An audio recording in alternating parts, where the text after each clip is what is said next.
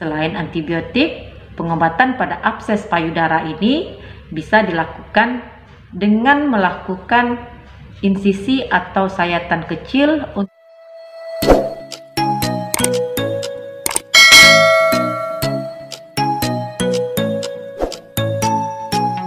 Assalamualaikum warahmatullahi wabarakatuh. Abses payudara merupakan salah satu komplikasi dari infeksi payudara yang disebut dengan mastitis. Bersama saya Devi Febriani, perawat yang bekerja di kamar operasi. Kali ini saya akan membahas mengenai abses payudara. Sebelumnya kamu harus membedakan antara mastitis dan abses payudara. Ini dua hal yang berbeda. Mengenai mastitis saya sudah pernah upload di video sebelumnya. Yang di video ini kalian bisa tonton di video saya tersebut. Sementara kalau abses payudara ini merupakan sebuah benjolan yang berisi nanah yang terdapat di bawah kulit yang disebabkan oleh infeksi pada payudara. Abses payudara ini memang lebih cenderung terjadi pada kasus-kasus mastitis yang tidak ditangani secara baik. Namun bisa juga terjadi pada wanita yang tidak menyusui, di mana terjadi luka atau cedera pada payudaranya sehingga bakteri Staphylococcus masuk melalui celah cedera tersebut sehingga menimbulkan abses payudara, dan ini disebut dengan abses payudara non laktasi. Sementara kalau abses payudara disebabkan oleh kondisi mastitis yang tidak ditangani segera dan cepat, ini dinamakan dengan abses payudara laktasi. Dan ada beberapa faktor yang menyebabkan tingginya kasus abses payudara. Di antaranya adalah kelelahan, anemia atau kekurangan darah, menderita penyakit diabetes mellitus, penggunaan obat steroid yang dalam jangka waktu yang lama, kemudian penurunan sistem imun tubuh, perokok berat, dan tentu saja wanita-wanita yang melakukan pembesaran payudara dengan pemasangan silikon. Sementara gejala yang dialami pada abses payudara ini tidak sama pada masing-masing orang. Ini tergantung dari tingkat keparahannya. Namun gejalanya yang biasa dialami adalah kemerahan pada daerah yang mengalami abses, bengkak pada daerah tersebut, dan keluarnya nanah pada daerah puting payudara. Payudara akan terasa lebih sakit saat disentuh, apalagi pada saat melakukan aktivitas. Kemudian bisa mengalami demam 3 hari berturut-turut. Kemudian terdapat pembekakan kelenjar getah bening pada daerah ketiak. Untuk mengatasi abses payudara, biasanya dokter akan memberikan obat-obat antibiotik.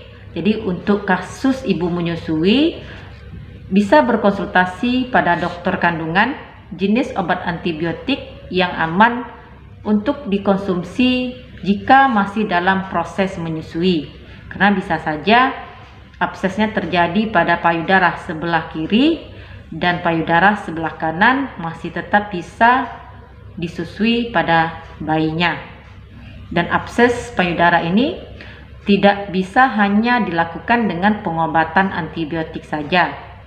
Selain antibiotik, pengobatan pada abses payudara ini bisa dilakukan dengan melakukan insisi atau sayatan kecil untuk mengeluarkan cairan nanah pada payudara tersebut, dan bisa dilakukan dengan pembiusan lokal. Namun jika ibu tidak merasa nyaman dengan pembiusan lokal, biasanya bisa berkonsultasi dengan dokternya untuk dilakukan tindakan pembiusan secara umum yang akan dilakukan di meja operasi.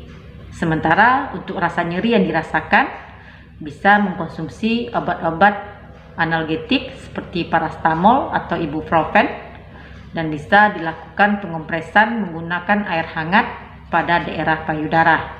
Namun perlu digarisbawahi bagi ibu-ibu yang masih dalam proses menyusui dan mengalami abses payudara, jangan pernah memberikan ASI pada bayinya pada payudara yang mengalami abses, karena ini sangat berisiko tertularnya infeksi pada abses tersebut ke bayi.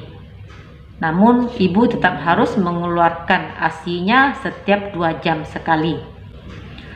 Pencegahan pada abses payudara ini bagi wanita yang non-laktasi, jadi bukan pada proses menyusui, tetap menjaga kebersihan daerah payudara, mulai dari puting, areola, dan seluruh bagian dari payudara tersebut. Makan makanan yang bergizi dan sehat, gunakan bra yang nyaman, jangan terlalu ketat, karena penggunaan bra yang terlalu ketat akan berisiko mengalami abses payudara pada kasus non-laktasi. Sementara pada ibu yang masih menyusui, pencegahan untuk jangan sampai terjadi abses payudara adalah dengan membersihkan payudara setelah bayi menyusui, karena takutnya ada sisa-sisa ASI yang akan menyebabkan terjadinya sumbatan dan menyebabkan terjadinya mastitis, dan bila tidak ditangani akan berisiko terjadinya abses payudara. Dan jika bayi tidak maksimal dalam menyusui, ibu harus memompa atau mengeluarkan ASI tersebut secara manual. Demikian sedikit informasi dari saya, semoga sedikit membantu. Terima kasih sudah menonton. Jumpa lagi di video saya yang lain. Stay healthy. Assalamualaikum.